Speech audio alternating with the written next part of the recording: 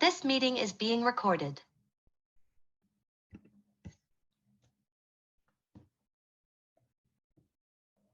Hey, Robert, so the floor is yours. Okay, great. Thanks so much for the introduction, and thanks everyone for tuning in today to hear about what is going on at Old Dongola. So as you can see, the title of this presentation is Old Dongola Bioarchaeological Studies. You can see a lovely photo of the village of Gadar, where Old Dongola is located. Slide, please.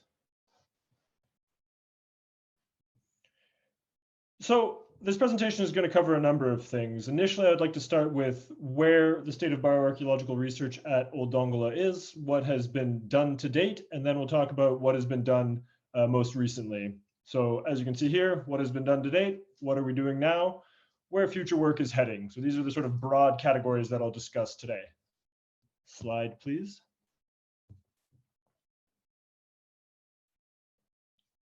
So early bioarchaeological work at Old Dongola largely focused on burials that were encountered serendipitously during excavations of structural remains. And so in a broad picture, the areas that have been covered before 2020 generally focused on contexts amongst the churches in the Citadel area. So you can see in the bottom of this slide on the right, this sort of red square. So burials that were encountered in this area, as well as a number of burials that were encountered in relation to excavations on COM-H, particularly in relation to the monastery there.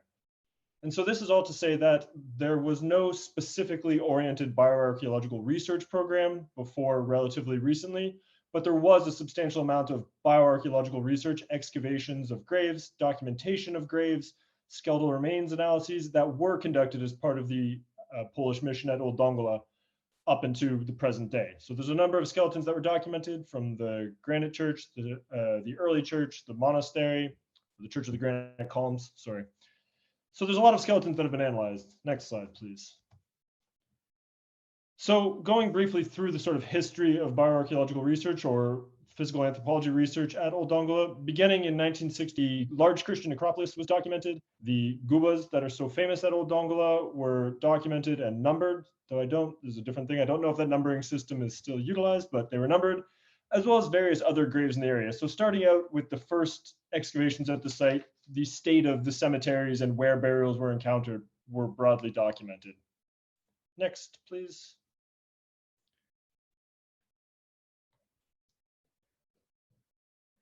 So to date, in terms of Old Dongola, the most substantial, or some of the most substantial documentation of human skeletal remains was undertaken by Tadeusz Jerzy-Rugalski and Elżbieta Prominska, namely looking at contexts in the cruciform church, the Church of the Granite Columns, the burial of so-called Joannas, the stone-paved church, and the old church. So these are, again, in context, in close proximity to the Citadel, where the churches were being excavated and documented, and during the process of these, a number of skeletons were recovered. And so a lot of work has been published on this, and this provides some of the primary foundational bioarchaeological research at the site.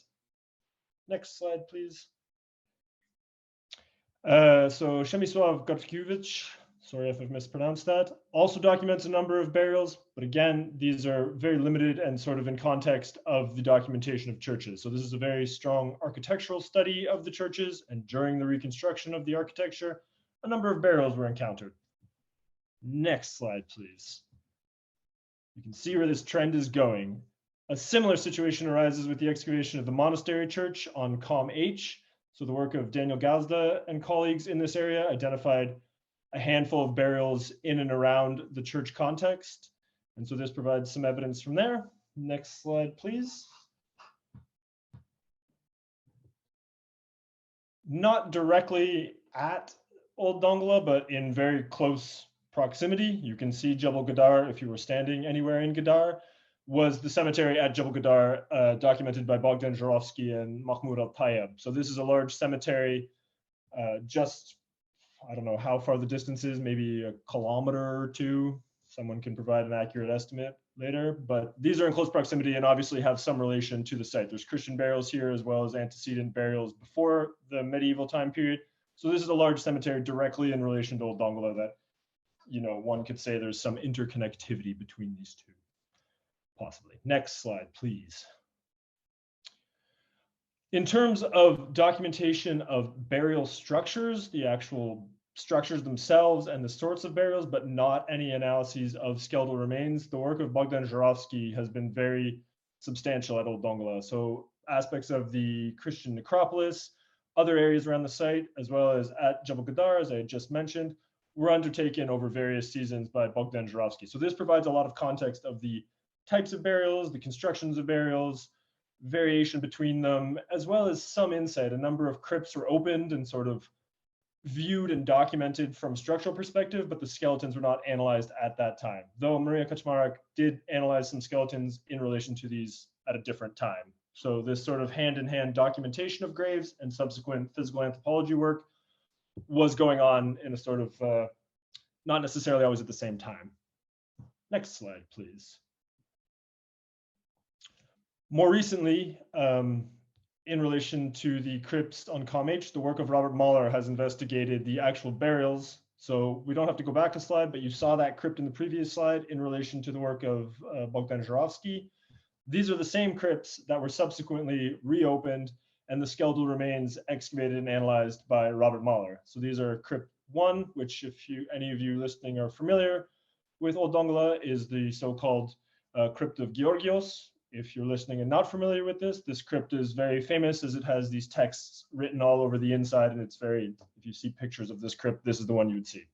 So Crypt 1 of Georgios, as well as Crypts 2 and 3, and you can see, hopefully to some degree in the inset image here, pointing out where these are in the monastery. And so a large number of individuals were excavated from these graves, along with some very fantastic textiles. I'm not an expert in textiles by any measure, but from reading about them and hearing about them, they're quite fantastic. Also, particularly from excavating other burials myself, I can say that you can see here these colors and patterns, and there was silk and, you know, all the sorts of fancy textile things you could have are not like most burial textiles that, in my experience, have been encountered in similar medieval Christian graves. So we have some pretty fantastic stuff there, but that is for a different expertise. Next slide, please.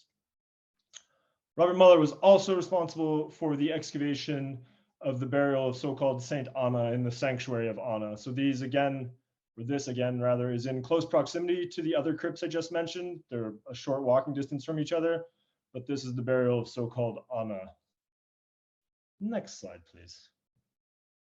So this brings us up to where we stand now. So all of this work that has been done previously, as you can hear, I'm not going into the intense details of it, but if anyone's interested, I can of course provide more about those resources. But there has been a substantial amount of work that was done, again, somewhat serendipitously. Starting in 2020, with the exception of one burial excavated in 2019, a focused program of bioarchaeological excavation was initiated at Old Dongola. And what I mean by a focused program of bioarchaeological research is that there was a dedicated strategy looking to excavate burials specifically. It wasn't a connection with, you know, serendipitously discovered burials. Hey, we found a burial, let's excavate it. This was starting from the other perspective of, we would like to investigate the large Christian necropolis, and it is quite large at Old Dongola, to try to learn about when the cemetery was used, changes over time, the classic sort of questions, as well as osteobiographic data. Who was buried where, how many people were in a grave, how old were they, males, females, children, stature, pathological conditions, these sort of classical questions of burial archaeology. So we can take the next slide, please. And so you can see on the map here, the reconstruction or the map of Old Dongola. You can see in these rectangles, these sort of areas that research has focused on to date and sort of ongoing research. As well, I probably should have put this at an earlier slide, but huzzah, bury the headline. If you're not certain where Old Dongola is, you can see on this map in the red rectangle, and you can really test your vision to read the small text. This is where Old Dongola is located, in this sort of large bend of the Nile in the so-called medieval kingdom of Makuria. Sorry, I sort of presumed a knowledge of that, but I should have told you earlier. Anyways, moving forward with bioarchaeology. Next slide, please. So initially in 2019, one burial was excavated in a context on the Citadel. Subsequently, in 2022, a number of other burials were excavated there. So let's look at those first. Next slide, please. So here you can see the burial of UB1, and UB1 is just, a classic archaeology term that I've devised in association with the ongoing UMA project here for UMA burial number 1. So it indicates sort of the program it was excavated under, as well as provides a unique identifier for each burial. And I found this to be useful because there's different sectors of the site that are excavated in association with different numbering systems. And so by giving each burial a sort of unique identifier, it could be interconnected, but also wouldn't get different numbers all over the place. You could just have a continuous sequence for the burials, and then their position within the various sectors and those respective numbering systems could be interconnected. So that's a little inside baseball, but that's how it works. Back to the story. So in 2019, part of a burial was exposed in the remains of house BH121. And so this is to say that windblown sand had been removed and some skeletal remains became evident on the surface. It was decided as a result at this time that the best action would be to excavate this burial. And I should say there's not ongoing excavations at the moment in this area. So this was very much a conservation effort that, we didn't just want to see the wind erode away more and more and more and this burial become more and more exposed. Something should be done. It was a highly fragmented burial. And so we thought to remove it and document it. Next slide, please. And you can see here in a more detailed schematic where this burial was identified. So it's identified within these, this house, sorry, I lacked for a word there, in this sort of house living space, domestic space. It's an atypical location is what I'm trying to highlight here. The location of this burial is not the kind of place you would expect a burial, particularly as there's giant necropolis close by. Next slide, please. So of an important note about this burial, in a previous excavation season undertaken in 2013, the remains of part of a pot, as well as the, man, why did I go blank on that word? The horns, cattle horns, it's even on the slide here. The horn cores of cattle. So the horn of a cow, were found on top of this burial. This is important in a moment. If only I could say the right word. Next slide, please. Here's the initial evidence that we were faced with. So you can see clearly in this slide that there's some scattered bone fragments. This burial looks highly fragmented. So it was expected that there was not going to be much there, that we should document it. Next slide, please.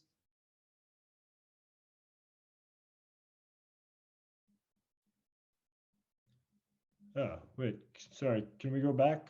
Ah, that's the one. Okay, huzzah. No, one more forward. That one, that's the one. Huzzah. Okay, so in the end, it turned out that this burial was actually quite well preserved. And what appears to have happened is that being buried at the base of a unfired brick wall, most likely what happened is a brick fell on the skull of this individual and caused a large degree of fragmentation.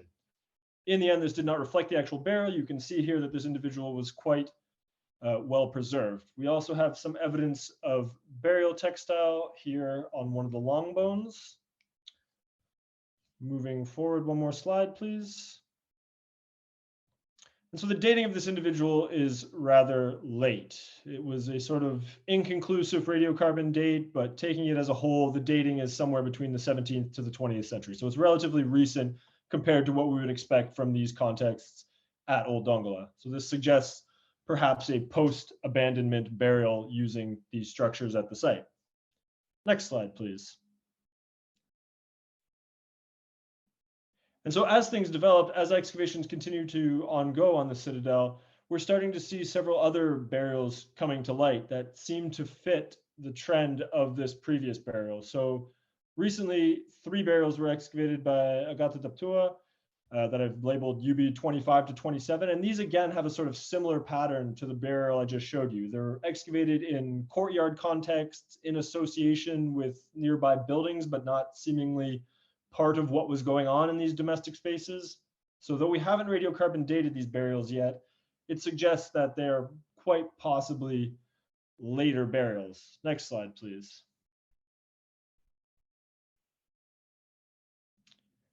And here's another example, and we'll go to the next slide, please. And so why I go through all 3 of these slides so quickly is that all 3 of these individuals were very young. As you can see from the slides, 2 of them were most likely stillborn or very premature. They're, prenatal in aging, And the third individual that we're looking at right now is 6 to 12 months of age. So these are very young individuals. They were not really found with a lot, though in this case, UB27, you can see this transitional Makurian Funge transitional pottery vessel was identified with this individual. So the dating of these, we haven't radiocarbon dated them as yet, but it's seemingly in this range somewhere, and it's not really certain why these individuals would have been buried in these sort of courtyard spaces. It's possible they reflect burials from a post-abandonment period, but it also may reflect, you know, some sort of cultural practice related to premature or stillborn children or very young children passing away. This is an area of research we need to look into more, in that we are looking into it, but we haven't gotten that far with the research as yet. But this is a not uncommon thing in many cultures around the world, that burials of stillborn or very young deceased children are potentially treated differently to those of older individuals, adults. This is one hypothesis. So we have this sort of cluster of burials on the citadel that are in unexpected locations. They don't have grave markers that were preserved in any way or grave cuts that appear really evident. They're rather shallowly buried, you know, say between around 30 centimeters of loose soil, so to speak. So they're not really fitting any model of a formal burial. And they bring forward a large number of questions as to why these burials are in these more so domestic sort of spaces on the citadel area. So this is one area of further research. Next slide, please. Alas, I've already told you all these details really, but now we can read it in text. So the key takeaway here, beyond what I've already summarized, is that the one individual, the first individual I showed you, the adult burial with these horn cores and this pottery vessel on top of the barrel, does have some parallels with known burial practices amongst Shilluk, Nur, and Dinka individuals further down along the Nile in towards what we would think of, you know, in the regions around South Sudan. As a broad picture, this is not the exclusive area, but it does have some connections with these burial practices. So again, it brings forward questions of potential other interactions in the landscape. Next slide, please. So the bulk of excavation of burials to date has focused in these two areas within the Christian necropolis. So you can see this large cemetery here. So next slide, please.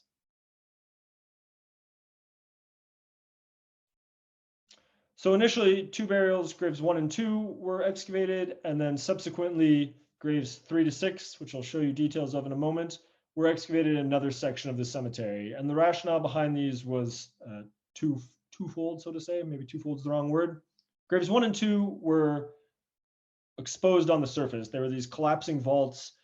These burials were identified, and it was seen as best practice to excavate them, to document them and excavate them, lest they just be further degraded from surface exposure. Graves 3 through 6 were chosen on the basis of trying to find an edge of the Christian necropolis. So we know there's this large Christian necropolis at Old Dongola, and then there's this close by field of Gubas, this large Islamic necropolis. There's also two modern Muslim cemeteries that sort of bound the Christian necropolis. And so the area of graves 3 to 6 is directly on the edge of a road going into Gadar, on the other side of which is the modern Muslim cemetery. So it was seen as logical that if this is, you know, where this road is and where this Muslim cemetery starts across the road, likely the edge of the Christian necropolis was probably these graves. They probably reflect the extent of burial there. So we excavated several graves for that reason, to look into that. Next slide, please.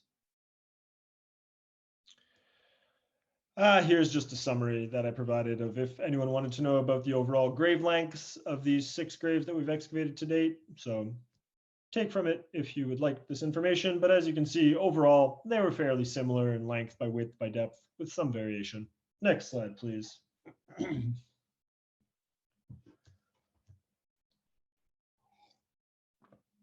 So grave 1 was a fairly typical so-called barrel vaulted grave using unfired bricks. You can see its relation here to grave 2.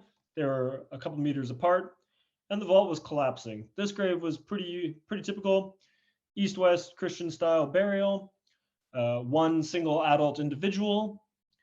It was pretty typical. And so I say this fairly quickly as next slide, please. as this is helpful to keep in mind when we talk about grave 2, which was arguably much less typical. Grave 2 having a similar overall barrel vault dimension to grave 1, conversely contained 15 individuals.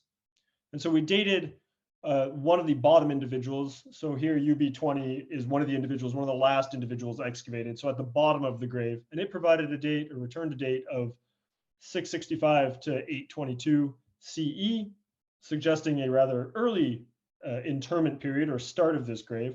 But what is very interesting about this is the number of individuals. This is a burial that is typical for a single inhumation. The size of it is, what you would expect for one person, but there's 15 individuals in this burial, a mixture of males, females, and subadults. And so this really brings forth the question of why. There's also no evidence in excavation of these individuals that it was a secondary practice. There doesn't appear to have been, one individual and then their bones removed and a second individual introduced and so forth. Rather, all the individuals they were all wrapped in textiles of various types, appear to have been in the position they were interred in. They do not appear to have been moved after they were interred. And this is further supported and brings forth even more questions by the fact that, as you can see in this orange rectangle at the bottom image here, at least 3 individuals, one on top of the other, are buried effectively half in and half out of the burial vault. So next slide, please. Right, so you can see this orange rectangle represents the same area as the previous slide. So you can see here on the right-hand side that this rectangle essentially divides the upper torso from the lower torso of this individual. And if you look at the image on the bottom of the slide here, you can see how there's this sort of blocking doorway, for lack of a better word, but clearly a demarcation, a threshold of the grave, and this sort of sloping semicircular area that's typical of, or is common in such burial vaults, where they were undoubtedly, creating this entrance.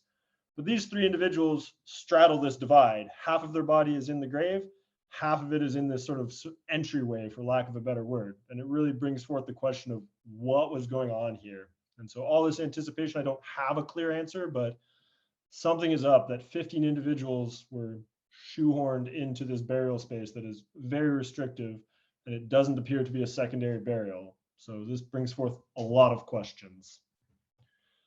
Next slide, please. Grave 3 is sort of a half measure.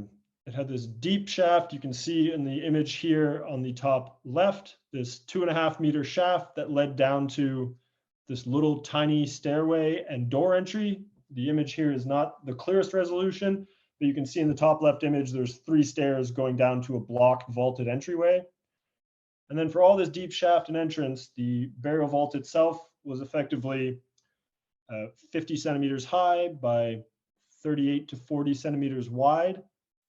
So we were not able to excavate this from this position because, to be perfectly honest, nobody could fit to safely or reasonably accurately excavate this. It was a steep angle down the stairs into this 50 centimeter high vault. And so ultimately, we took a sample of the top individual for the purpose of radiocarbon dating, which provided a date of 605 to 772.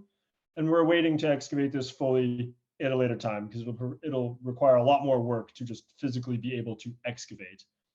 Interestingly, in the soil that filled this vertical shaft that led down to the vaulted burial entry, there was this large clump of, I believe, human. I'm not an expert in hair analysis, and we know from the courts it's not a greatly accurate analysis, but I believe it's human hair on top of a piece of pottery. And so there's some discussion in the broader literature about potential apotropaic practices using hair and pottery placed in burial shafts. So this is a potentiality. It was an odd thing to find, but it seems definitely purposeful. It wasn't in the surface soils. It was about 50 to 60 centimeters in, and it was very clearly hair on top of pottery. It would be highly unlikely, though I suppose not impossible, but highly unlikely if this perfectly clumped ball of hair fell on top of a piece of pottery 60 centimeters into the grave shaft. So something's going on here, but as with many things, more questions than answers I can provide at the moment. Next slide, please. So grave 4, also a similarly early date. So all of these graves have a fairly early date, 568 to 650 CE. And again, the argument here is that this is the potential edge of the Christian necropolis. But I mean, these dates are very early. Perhaps it reflects an initiation edge as opposed to a termination edge. Again, we only have a small number of graves thus far. So this burial was fairly typical for what we see in medieval Nubian contexts.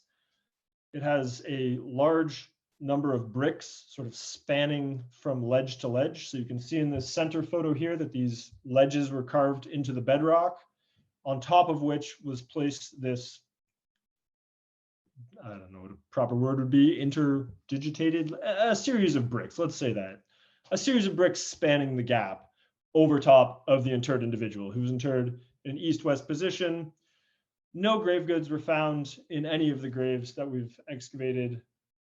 So this also aligns very well with sort of Christian Nubian burial practices.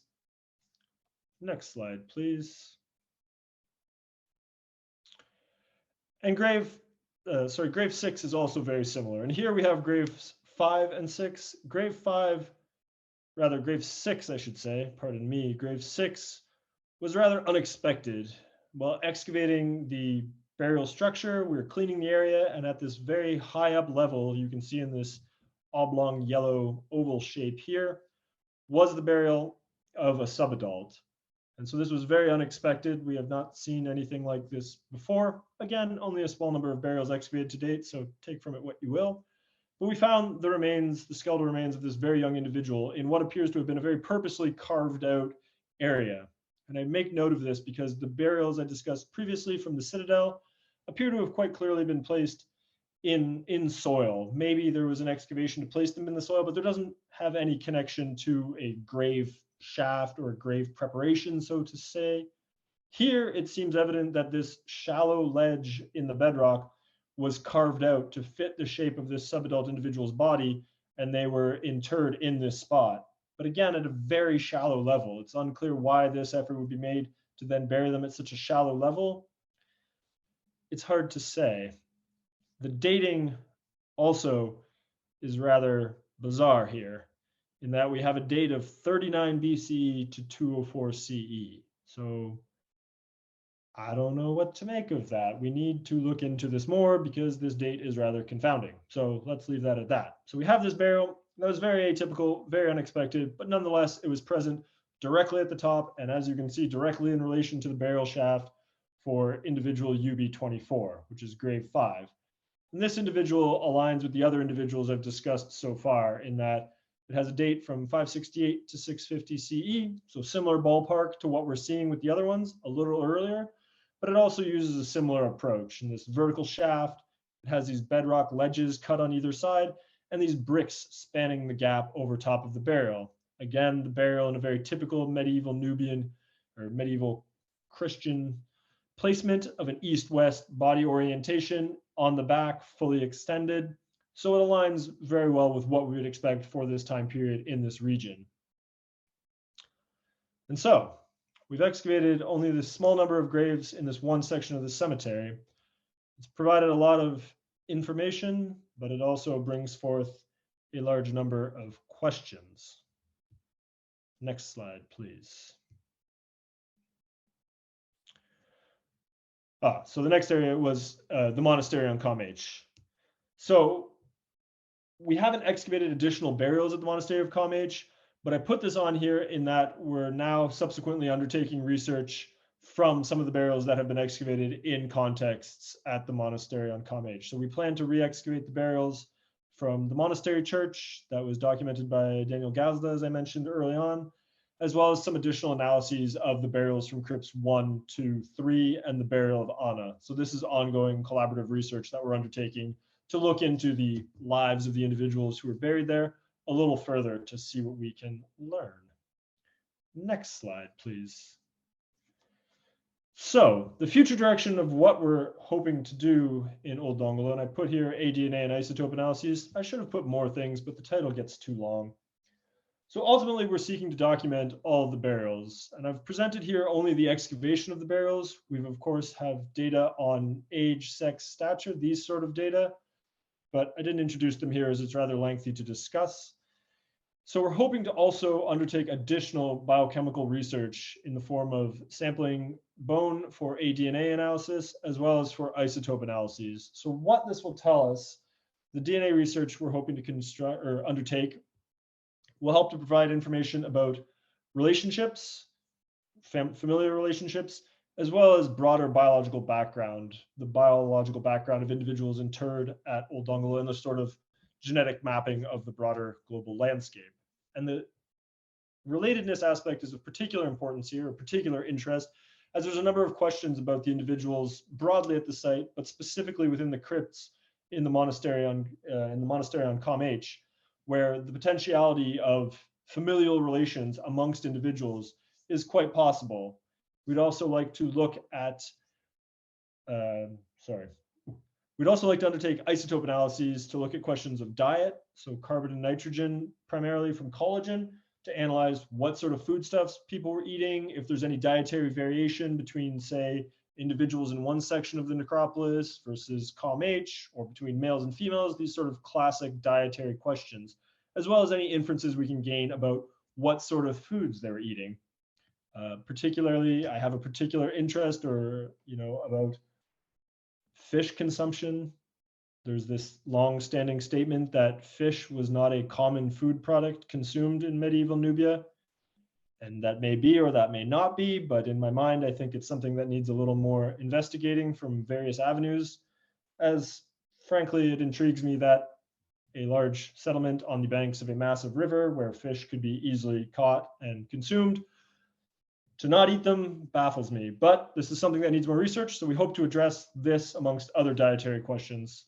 Additionally, we plan to undertake isotopic research to look at questions of mobility. So using, for the time, strontium and oxygen to look at if individuals interred at Old Dongola were from or could be identified as from that region throughout their life, or if there's evidence to suggest that they perhaps were mobile from another location towards Old Dongola and then lived and were interred there ultimately.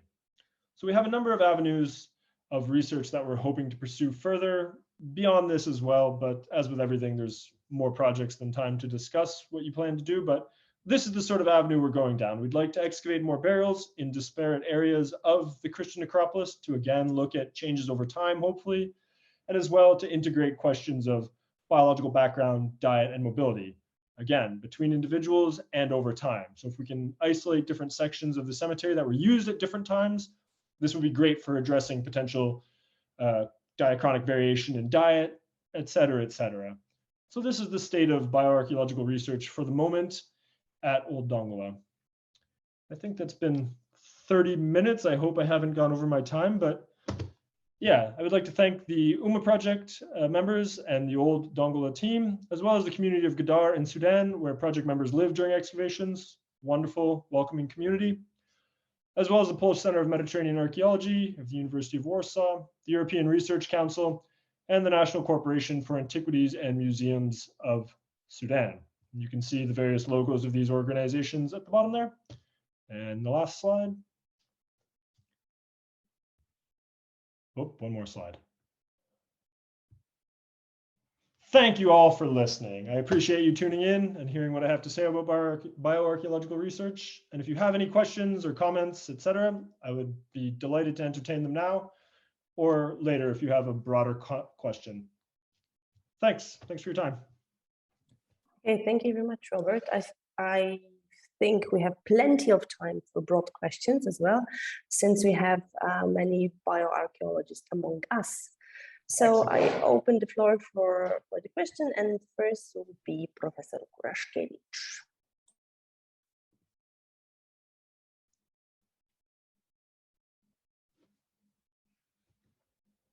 I think your microphone's off. Sorry. This way it would be better. First of all, I cannot find words to express my joy because of meeting you finally. I observe a progress because first we met textually only. Now there is a picture.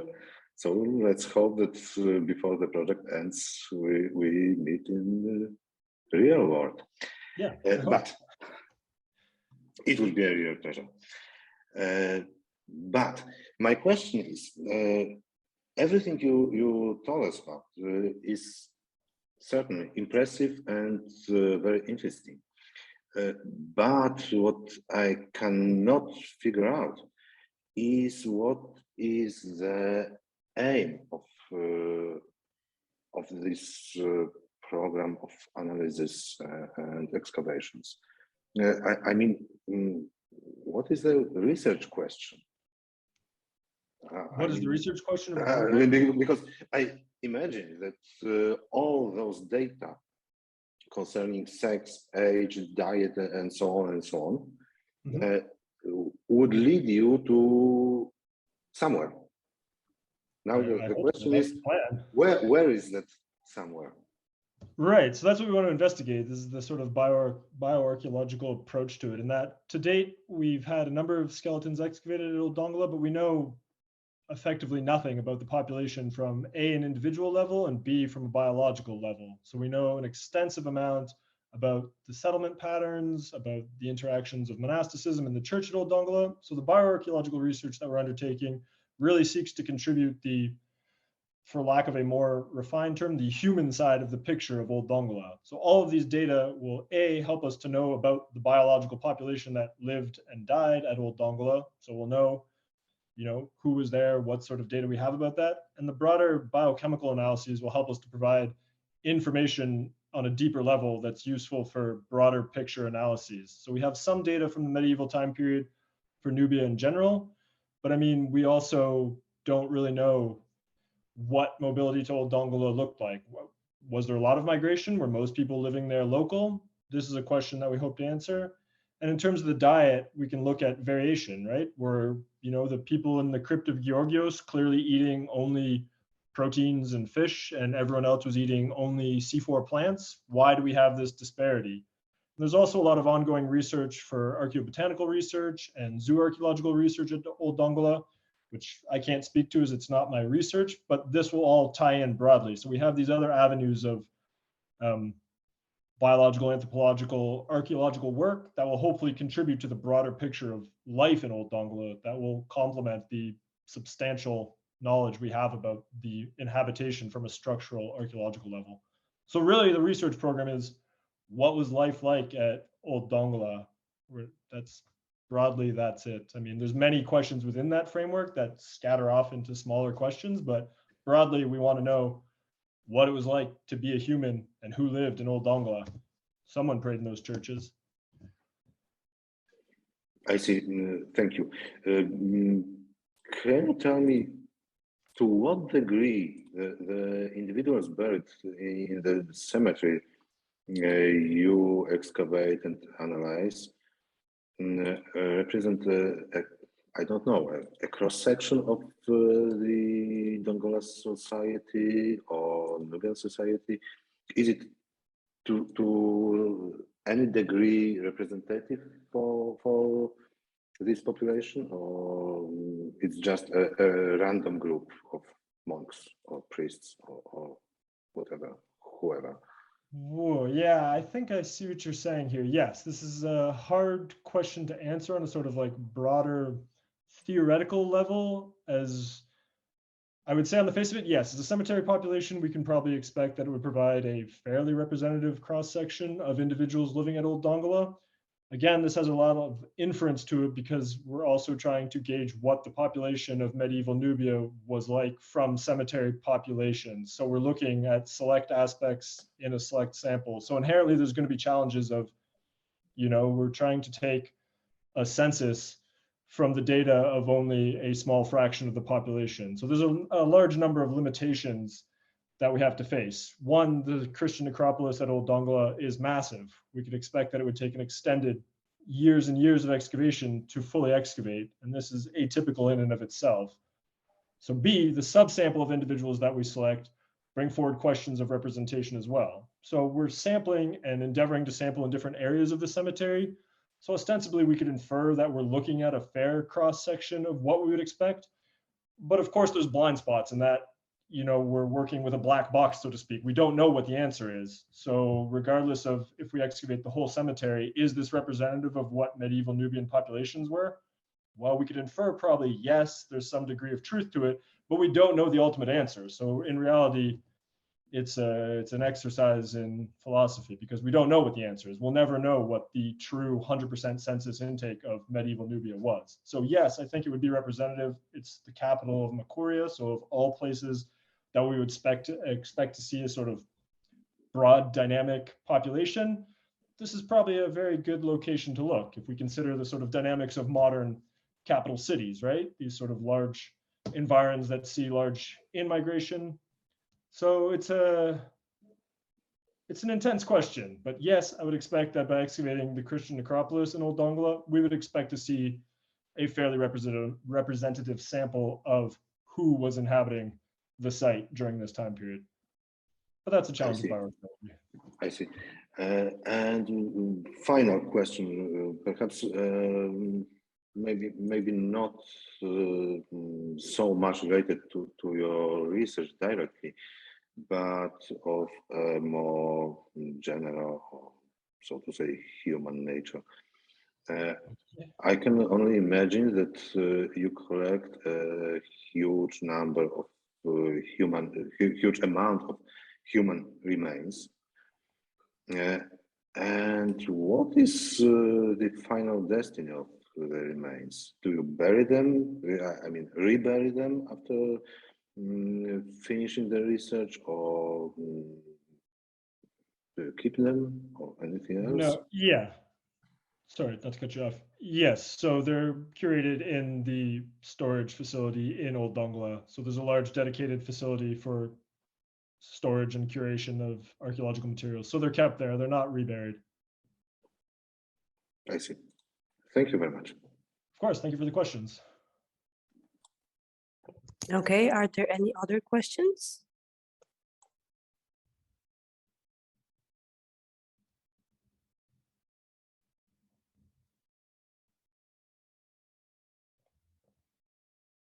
Okay, so if I may, this is a quite simple question. How long are you planning to do your research in Old Dongola?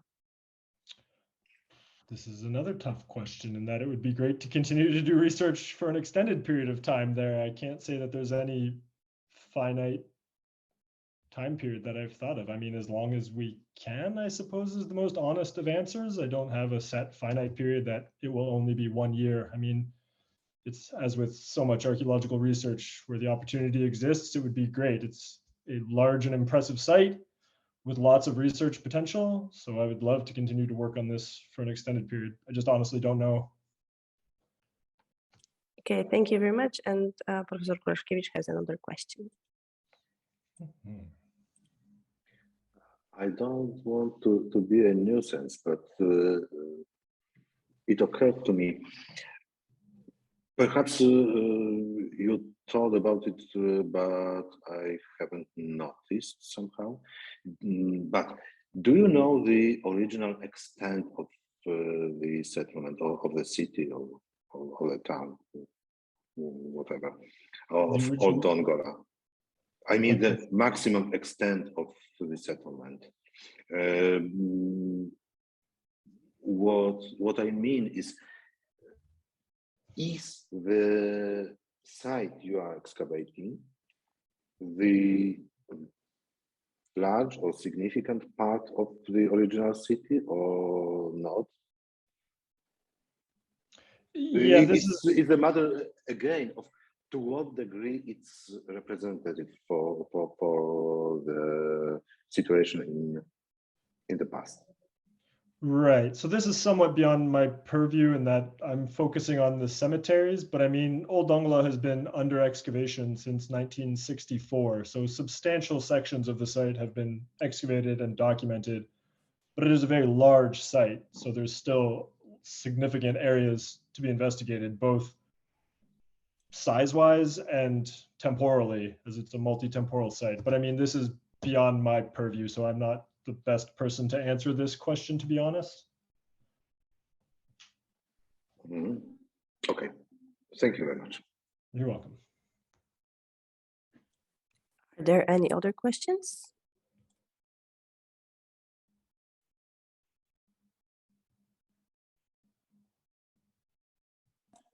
Okay, if not, then thank you very much for this presentation and looking forward to meeting you in person.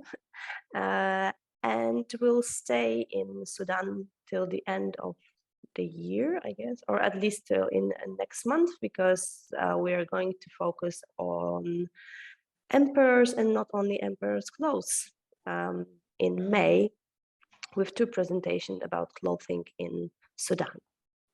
So thank you very much for participating and hope to see you soon. Thank you very Excellent. Thank much. you for having me. Thank you all for tuning in. I appreciate your time. Thank you. Have a good day, everyone.